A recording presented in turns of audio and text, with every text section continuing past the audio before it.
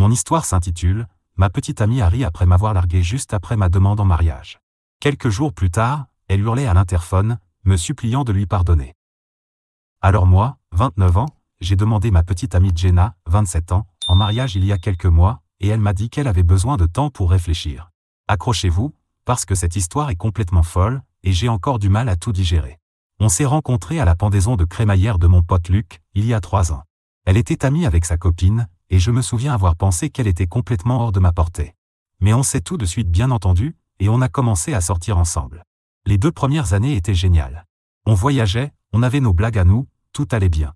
Environ 8 mois après le début de notre relation, je lui ai offert un charou, un petit habit nommé Milo, dont elle est devenue folle. Je l'avais mis dans une petite boîte avec un ruban rouge autour du cou.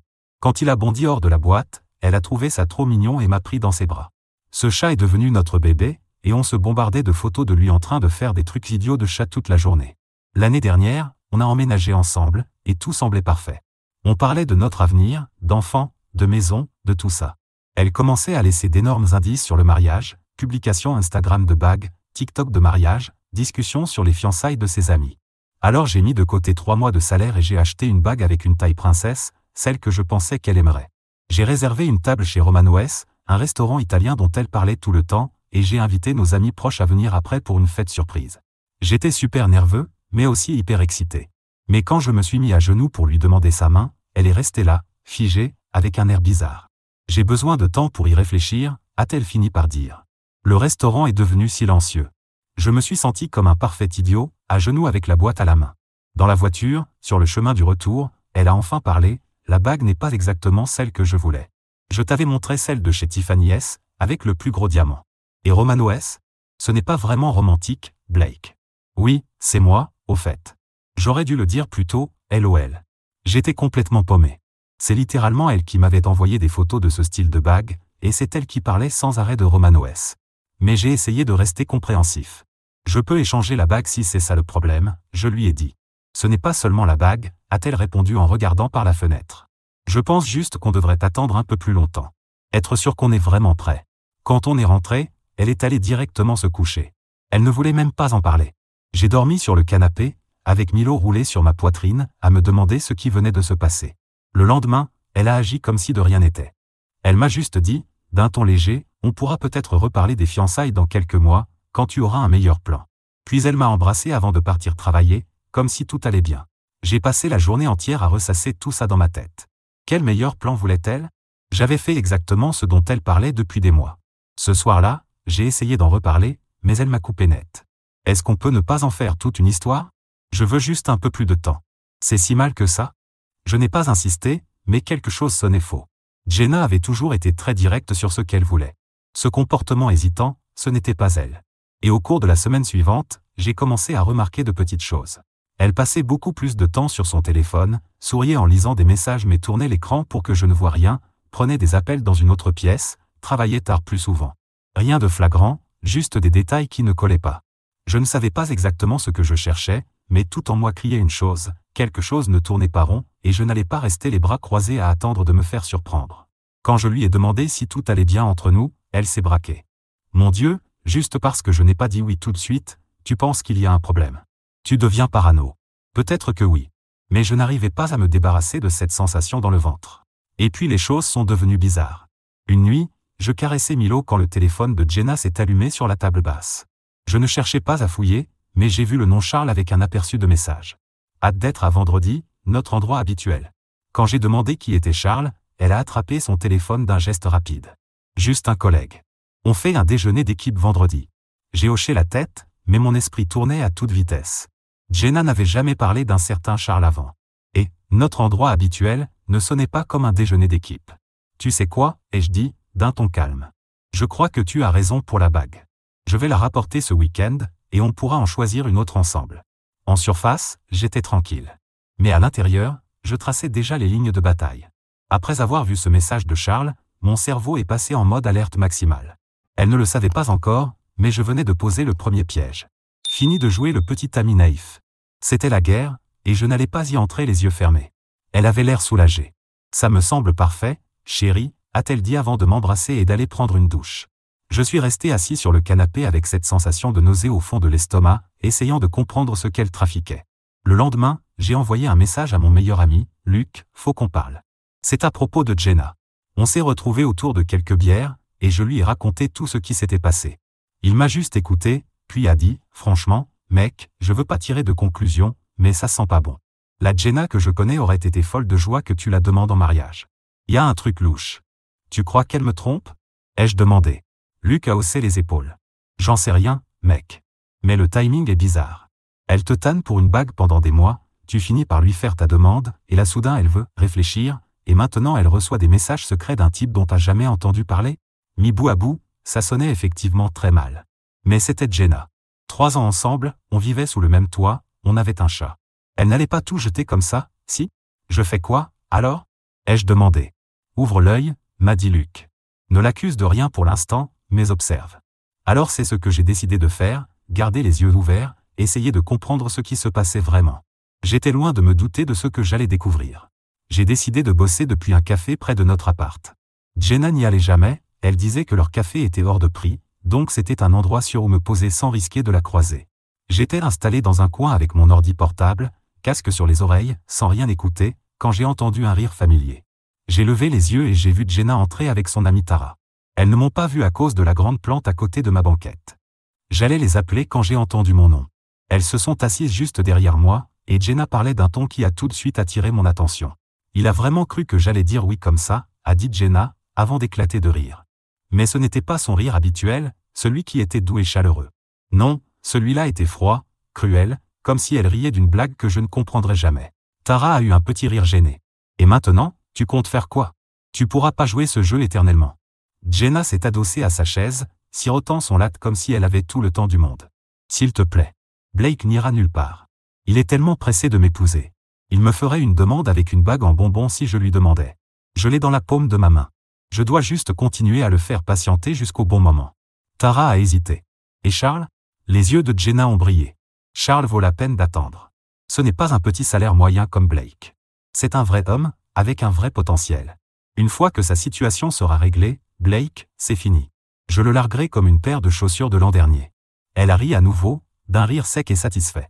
Il pleurera sûrement dans les poils de son chat ou je ne sais quoi. Pathétique, non?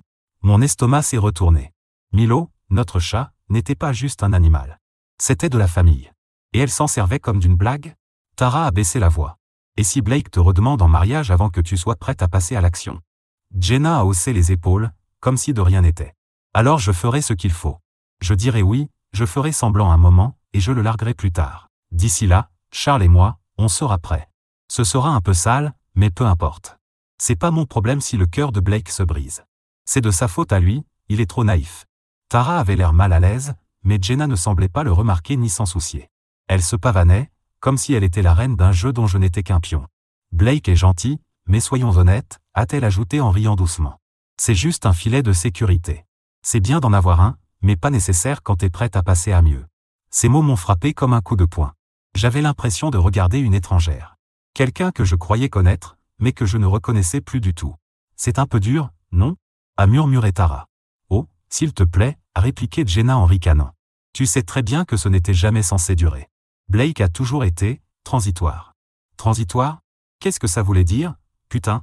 Elles ont changé de sujet après ça, parlant d'une fête au bureau. J'ai entendu un prénom masculin, Charles, je crois, mais je n'ai pas saisi les détails. Quand elles se sont levées pour partir, Tara a traîné un peu. Son regard a balayé la pièce et s'est arrêté sur moi. Elle m'a vu, assis là. Ses yeux se sont écarquillés, comme si elle n'était pas sûre de me reconnaître. Elle a hésité, puis a continué vers la sortie, mais pas avant de murmurer en passant, « Tu mérites mieux ». Je n'ai pas bougé. J'ai juste croisé son regard et répondu calmement, « Je sais déjà ». Son visage s'est crispé, comme si elle voulait en dire plus, mais Jenna l'appelait déjà. Tara m'a adressé un petit signe d'excuse avant de la suivre dehors. Quand elles sont enfin parties, je suis resté longtemps assis, à essayer de digérer ce que je venais d'entendre. Jenna préparait quelque chose. Un plan. Qui impliquait de me garder sous le coude, puis quoi? Me larguer? Me tromper? Et qui était ce Charles, au juste? J'avais plus de questions que de réponses, mais une chose était claire, la femme que je pensais épouser me cachait de lourds secrets. J'ai envoyé un message à Luc, « Mec, t'avais raison. J'ai entendu un truc bizarre. Faut qu'on parle. » On s'est retrouvés chez lui dans l'après-midi. Quand je lui ai raconté ce que j'avais surpris, il avait l'air furieux. Mec, j'allais rien dire, a-t-il avoué. Mais j'ai vu Jenna avec un type à Westfield la semaine dernière. Ils avaient l'air proches. Westfield? C'est de l'autre côté de la ville. Elle m'avait dit qu'elle prenait un verre avec des collègues près du bureau. Luc avait l'air mal à l'aise. Il n'avait pas l'air d'être juste des collègues, mec. La façon dont elle le regardait, t'as entendu un nom? Ai-je demandé. Ça pourrait être Charles? Luc a haussé les épaules. J'étais pas assez près, mais le type portait une montre de luxe, un beau costume, le genre de mec de la finance, tu vois. On a parlé pendant des heures. Luc m'a finalement donné le coup de réalité dont j'avais besoin. Écoute, je sais pas exactement ce qui se passe, mais clairement, quelque chose cloche. Tu dois garder les yeux ouverts. Ne te contente plus de croire tout ce qu'elle te dit. Ça m'a fait mal de l'entendre, mais au fond, je savais qu'il avait raison. La demande en mariage refusée, les soirées tardives au travail, les textos secrets, la conversation que j'avais surprise, tout pointait vers quelque chose de louche. Alors je fais quoi? Ai-je demandé. T'as deux options, m'a dit Luc. Soit tu la confrontes maintenant avec ce que tu sais, même si c'est pas grand-chose, soit tu fais semblant. Tu découvres ce qu'elle prépare vraiment. Ensuite, tu décides quoi faire avec ça. J'y ai réfléchi toute la nuit. Est-ce que j'étais capable de faire comme si tout allait bien tout en essayant de découvrir ce que Jenna cachait? Les émotions? Ouais, elles étaient bien là, me déchirant à l'intérieur. Mais j'allais pas les laisser m'abattre. Pas encore. Il était temps de mettre mon armure, de garder la tête froide et de jouer mieux qu'elle ne l'avait jamais fait. Si elle voulait faire de cette relation un champ de bataille, alors j'étais prêt pour la guerre. Et j'avais bien l'intention de gagner. Le lendemain matin, Jenna m'a demandé si j'étais prêt à aller choisir une bague ce week-end. J'ai souri et répondu, bien sûr. J'ai trouvé quelques options chez Tiffany S qu'on pourrait aller voir.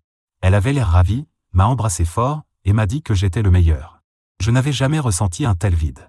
Mais ma décision était prise, je devais savoir exactement à quoi j'avais affaire, jusqu'où tout ça allait, et s'il restait encore quelque chose à sauver. Luc pensait que je prenais trop de précautions, qu'il valait mieux la confronter tout de suite et en finir. Peut-être qu'il avait raison. Mais après 3 ans de vie commune, j'avais besoin de comprendre ce qui nous était arrivé. Parce que si je la confrontais, elle ne dirait pas la vérité de toute façon. Alors j'ai décidé de jouer le petit ami parfait pendant un temps. La laisser croire que tout allait bien, et découvrir qui était ce foutu Charles et ce que Jenna mijotait exactement. J'ai vérifié notre relevé téléphonique. Il y avait un numéro qu'elle appelait et textait sans arrêt, surtout tard le soir ou quand j'étais au travail. Il n'était enregistré sous aucun nom, juste un numéro inconnu. Puis j'ai eu de la chance. Jenna s'est endormie sur le canapé une nuit, téléphone déverrouillé à la main. Ses remarques sur le fait que j'étais transitoire et qu'elle avait besoin de quelques mois de plus me tournaient dans la tête, alors j'ai regardé. Ce que j'ai trouvé était pire que tout ce que j'imaginais. Des dizaines de messages avec quelqu'un nommé Charles. Rien de directement sexuel dans ce que j'ai vu, mais clairement une forme d'infidélité émotionnelle. Beaucoup de « tu me manques » et de blagues internes dont je ne faisais pas partie. Puis je suis tombé sur un message qui m'a frappé comme un train, je dois juste garder Blake accroché jusqu'à ce que tout soit finalisé. Il parle déjà de reproposer. Charles avait répondu, et s'il le fait avant qu'on soit prêt? Jenna, je dirai oui. Je ferai semblant, puis je le larguerai une fois que ta situation sera réglée. Il sera anéanti, mais c'est pas mon problème. On fait traîner ça depuis trop longtemps. J'ai eu la nausée. Elle prévoyait d'accepter ma demande juste pour me larguer plus tard? C'était quoi ce jeu tordu? Et pourquoi? J'ai continué à faire défiler les messages et j'ai reconstitué le puzzle. Charles bossait dans la même entreprise que Jenna, à un poste plus élevé. Il y avait des allusions à une situation qui devait être finalisée avant qu'ils puissent être ensemble publiquement. Je suppose qu'il est marié, ou alors qu'il y a une politique interne contre les relations entre collègues. Le pire? Il prévoyait un voyage à Miami le mois prochain. La même semaine où Jenna m'avait dit qu'elle avait une conférence de travail. Elle allait littéralement bronzer sur une plage avec ce mec pendant que je serais à la maison en train de planifier notre avenir. J'ai eu envie de la confronter sur le champ. La réveiller et tout balancer. Mais quelque chose m'a retenu. Si je la confrontais trop tôt, elle trouverait le moyen de retourner la situation. De se faire passer pour la victime, de me faire douter, de nier, de mentir, et peut-être même d'effacer les preuves avant que je puisse les montrer à qui que ce soit. Elle me manipulait déjà. Si je la prévenais, elle deviendrait juste plus prudente. Je n'allais pas lui donner cet avantage. Non, il me fallait des preuves irréfutables, un plan, quelque chose qui ne laisserait aucune place à ses mensonges. Elle voulait contrôler la partie. J'allais renverser l'échiquier. Alors j'ai fait des captures d'écran de tout, puis j'ai remis son téléphone exactement comme je l'avais trouvé. Le lendemain, j'ai appelé Luc. Il est venu chez moi pendant que Jenna était au travail, sûrement avec Charles, d'ailleurs, et je lui ai tout montré. Putain, a-t-il lâché en faisant défiler les captures. C'est glacial, mec. Elle t'a baladé depuis le début. Mais pourquoi? Ai-je demandé. Pourquoi ne pas simplement rompre? Pourquoi me faire revivre une demande en mariage juste pour m'humilier plus tard? Luc a réfléchi un instant. D'après ses messages, ce Charles est clairement sa vraie cible, mais il n'est pas encore dispo. Toi, t'es juste le plan de secours jusqu'à ce qu'il le soit. Le plan de secours. Le filet de sécurité. Le foutu mec de transition. Tu dois être intelligent dans cette histoire, m'a dit Luc au bout d'un moment. Elle prévoit de te prendre par surprise? Alors rends-lui l'appareil. Je ne suis pas du genre rancunier. Mais à ce moment-là, quelque chose en moi s'est brisé. Après avoir vu ces messages, la façon dont elle parlait de moi, le futur qu'ils étaient en train de planifier pendant que moi, je mettais de côté pour notre avenir. Ouais. J'ai décidé de jouer sur le long terme. Alors j'ai continué à faire semblant que tout allait bien. Je parlais de notre avenir, je commençais à planifier une seconde demande en mariage, tout ça pendant que je mettais mes affaires en ordre, que je transférais la moitié de nos économies sur un nouveau compte auquel elle n'avait pas accès, que je cherchais un nouvel appartement et que je documentais tout au cas où elle essaierait plus tard de retourner nos amis contre moi. J'ai aussi fait quelques recherches sur Charles. Il s'avère qu'il est directeur marketing dans la société de Jenna, le patron de Jenna. Et devine quoi? Il est marié et a 2 enfants. Sa situation a finalisé, d'après leurs messages, c'est en fait son divorce, qui serait presque terminé depuis des mois. Le plus dur, c'était d'agir normalement. Chaque fois que Jenna m'embrassait ou parlait de notre avenir, je devais me retenir de la confronter. Chaque fois qu'elle disait qu'elle travaillait tard, elle était avec lui. Je répondais juste « Tu me manques, chérie », et je lui apportais son plat préféré quand elle rentrait. Milo a été mon compagnon à travers tout ça. Le seul qui ne m'a pas menti. On peut dire beaucoup de choses sur les gens, mais les chats, eux, sont toujours honnêtes. Ce chat me regardait avec ses yeux tristes quand j'étais seul dans l'appartement, comme s'il savait que sa famille allait se briser. J'avais déjà décidé que je le prendrais avec moi quand je partirais. Jenna ne changeait même pas sa litière, elle se contentait de poster de jolies photos de lui sur Instagram pour récolter des likes. Ah, et j'ai découvert autre chose d'intéressant. Le cousin de Luc travaille dans la même boîte que Jenna. Apparemment, la femme de Charles ne sait pas qu'il compte la quitter. Il dit à Jenna que son divorce est presque terminé depuis des mois, mais il n'a même pas encore déposé les papiers. Il la manipule, tout comme elle me manipule moi. Alors j'ai attendu, j'ai rassemblé plus de preuves, j'ai préparé ma sortie. Jenna se croyait tellement maligne, pensant que je n'étais que son plan de secours pendant qu'elle assurait sa promotion. Elle n'avait aucune idée de ce qui l'attendait, et je n'allais surtout pas vendre la mèche trop tôt. Si elle voulait jouer, j'allais jouer aussi. Je la laissais mener la danse, la laissais croire qu'elle contrôlait tout, et c'est comme ça que je me suis retrouvé chez Tiffany S, à sourire comme le petit ami parfait pendant qu'elle essayait des bagues en diamant. Mais cette séance de bagues, c'était un enfer particulier. Jenna en a essayé une 20aine avant de s'arrêter sur un énorme diamant qui coûtait plus cher que ma voiture. J'ai souri et dit que c'était parfait, qu'elle méritait ce qu'il y a de mieux. Elle rayonnait, n'arrêtait pas de m'embrasser dans le magasin. J'ai hâte de le dire à tout le monde, elle a dit sur le chemin du retour. Tara va être tellement jalouse, a-t-elle ajouté. J'en suis sûr, ai-je pensé. Surtout quand elle découvrira la vérité. Le vendeur m'a dit que la bague prendrait 3 à 4 semaines pour être ajustée à la bonne taille. Timing parfait, ai-je dit à Jenna. Ça me laissera le temps de préparer une demande que tu n'oublieras jamais. Elle a adoré. Elle a commencé à proposer des idées, peut-être sur la plage, ou dans ce restaurant sur le toit du centre-ville. Je hochais la tête, disant que toutes ces idées étaient géniales. Ce soir-là, elle était particulièrement affectueuse. Pendant tout ce temps, je pensais à ses messages à Charles, à la façon dont elle prévoyait d'accepter ma demande, puis de me larguer ensuite. Il m'a fallu tout mon sang-froid pour continuer à jouer mon rôle. En parlant de Charles, j'ai appris encore plus de choses grâce au cousin de Luc. Charles travaille dans cette boîte depuis 5 ans, il dirige le service marketing, et il a la réputation d'être un coureur. Il dit à Jenna qu'il est presque divorcé, mais en réalité, il n'a même pas commencé la procédure.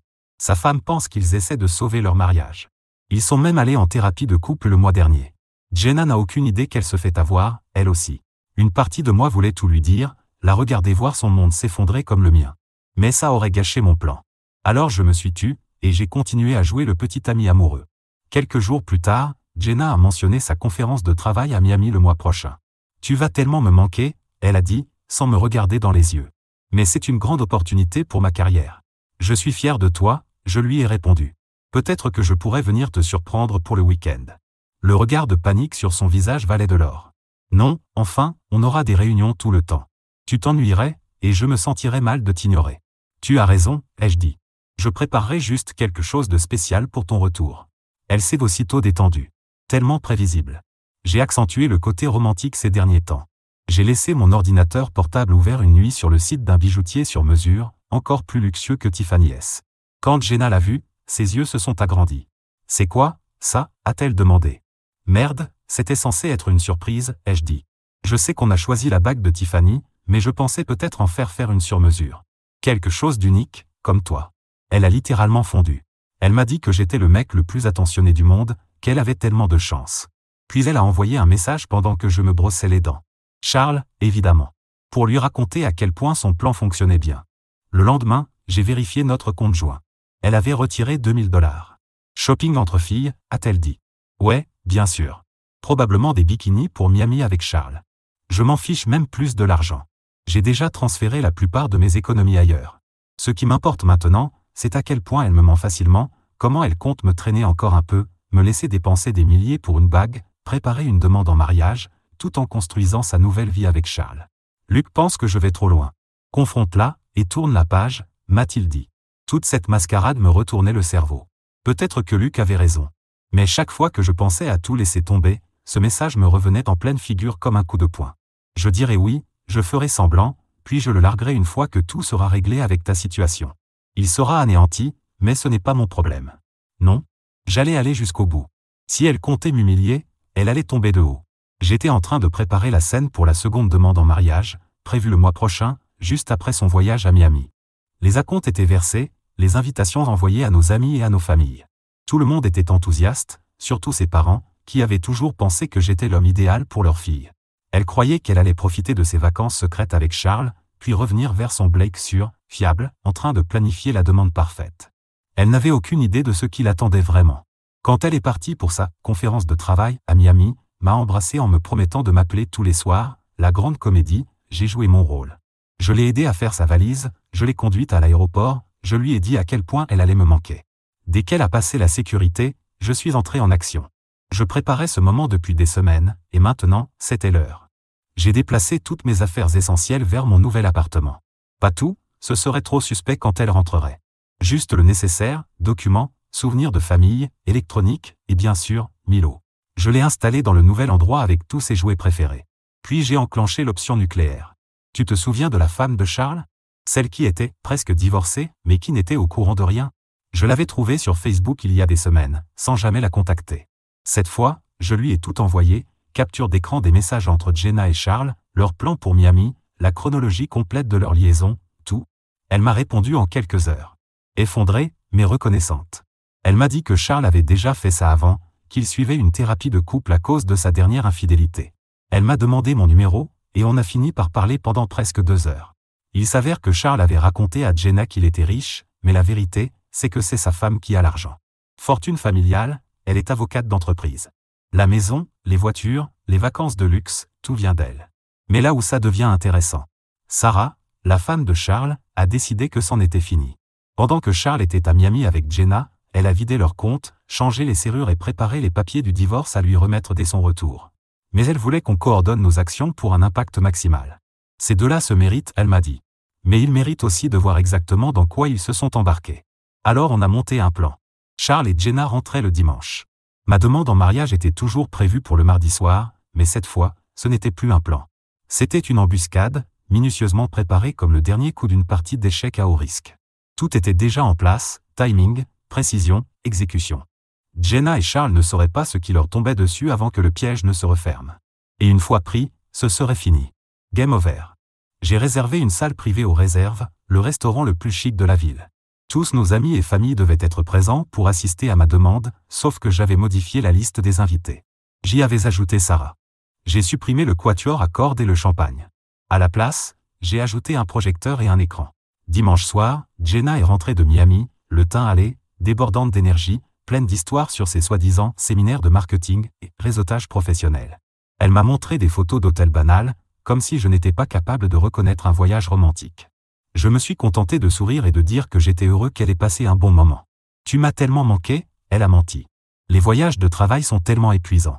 Repose-toi bien, je lui ai dit. On a une grande soirée mardi, une célébration. Ses yeux se sont illuminés. La demande? J'ai hoché la tête. Je veux faire les choses bien cette fois, comme tu le mérites. Elle s'est jetée dans mes bras, m'a dit combien elle m'aimait. Je me suis forcé à la serrer contre moi, en me demandant combien de fois elle avait dit ces mêmes mots à Charles cette semaine-là. Le lundi et le mardi ont été un supplice. Faire semblant, l'écouter parler au téléphone avec Tara de ce qu'elle allait porter, de la façon dont elle allait faire semblant d'être surprise, tout en finalisant les derniers détails avec Sarah et Luc. Le mardi soir est enfin arrivé. J'ai dit à Jenna que je devais aller plus tôt au restaurant pour m'assurer que tout était parfait. Elle a dit qu'elle me rejoindrait là-bas. Tara passait chez elle pour l'aider à se préparer. Ce que Jenna ne savait pas, c'est que j'avais minuté tout ça avec précision. D'après leur message, Charles devait être à une réunion tardive, mais en réalité, il allait recevoir les papiers du divorce à son bureau vers 18h. Sarah s'en était assurée. Je suis arrivé tôt aux réserves. Le gérant était au courant du vrai plan. Le frère de Luc travaille là-bas et nous a aidés à tout organiser. La salle privée était prête, pas de pétales de rose ni de verre de champagne. À la place, il y avait le projecteur, l'écran, et suffisamment de chaises pour tout le monde. Nos amis ont commencé à arriver vers 19h. Je leur avais dit qu'il y aurait une surprise, mais pas laquelle. Elles croyaient que tout le monde était là pour une demande en mariage. Même les parents de Jenna étaient venus. Ils m'avaient toujours considéré comme un fils.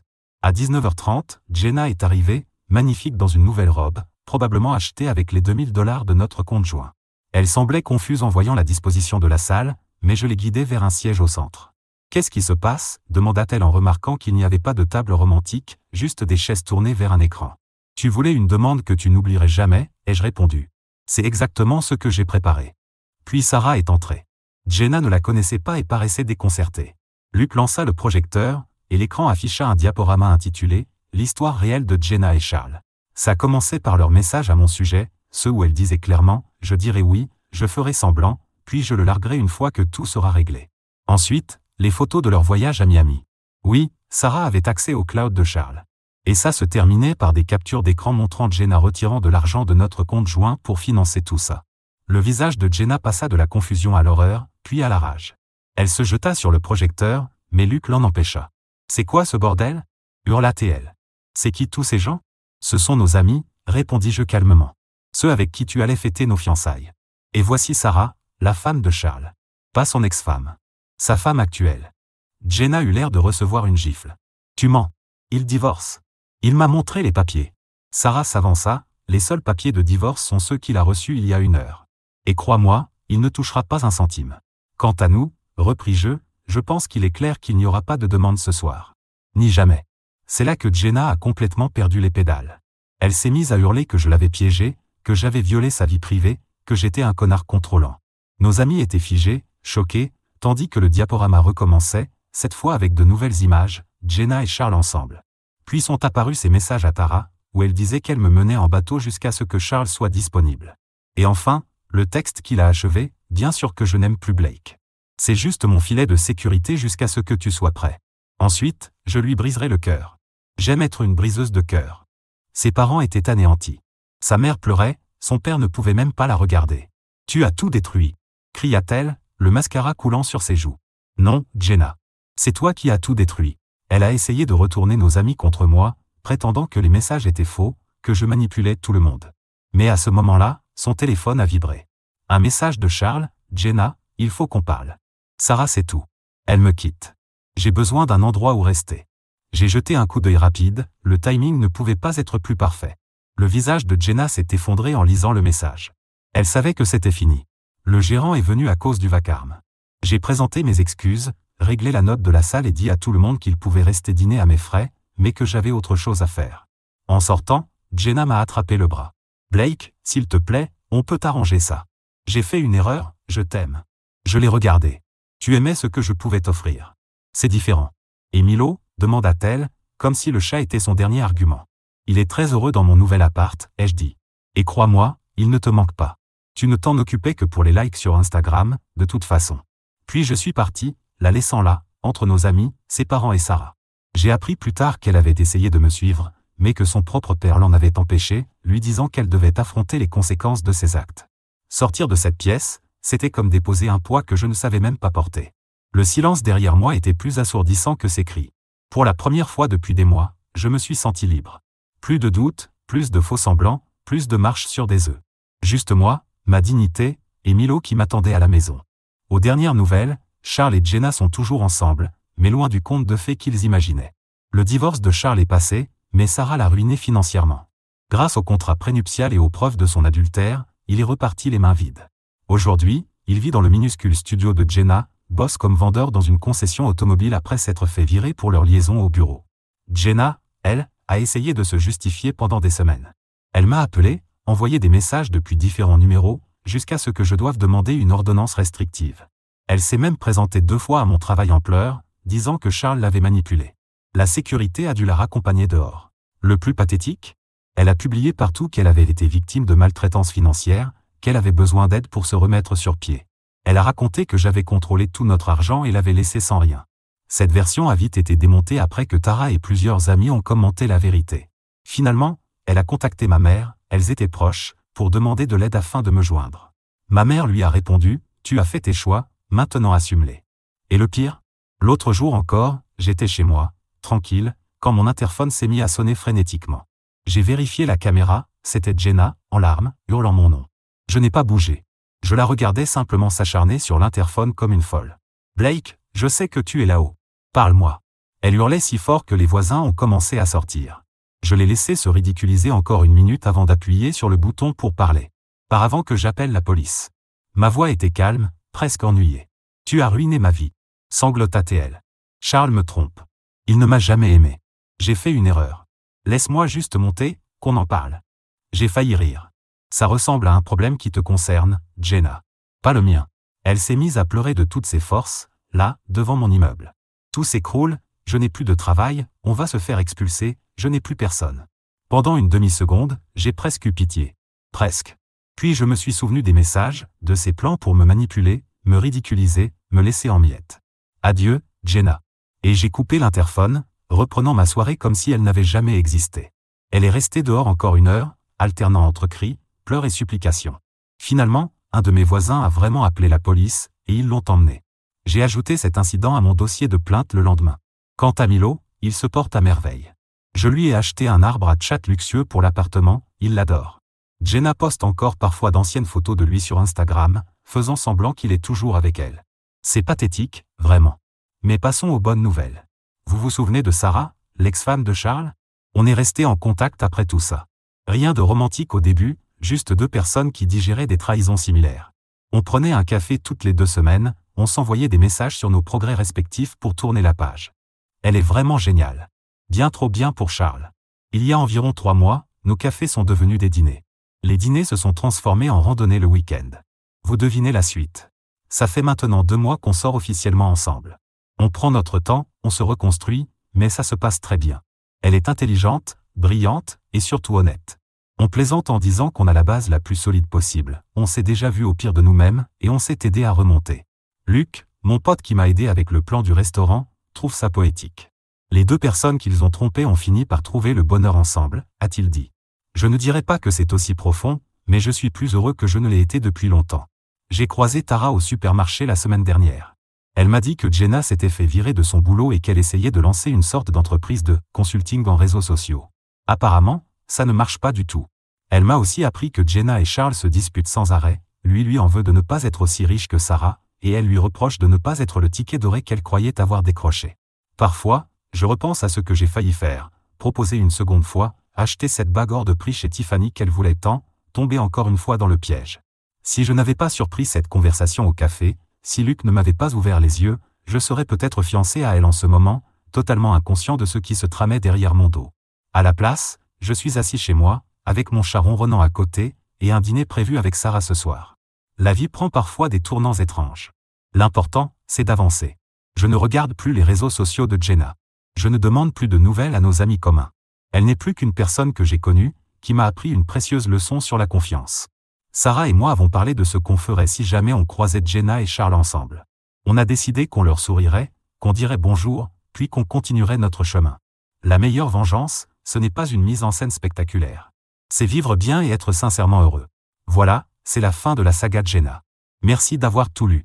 Si vous êtes encore là, vous êtes un vrai. Ah, et pour ceux qui se demandent, non, Sarah et moi n'avions pas prévu de sortir ensemble. C'est arrivé naturellement. Et oui, on est pleinement conscient de l'ironie. Petite précision pour finir, pour ceux qui demandaient une taxe d'animal de compagnie, voici Milo profitant de son nouvel arbre à chat. Lien supprimé. Le roi du château.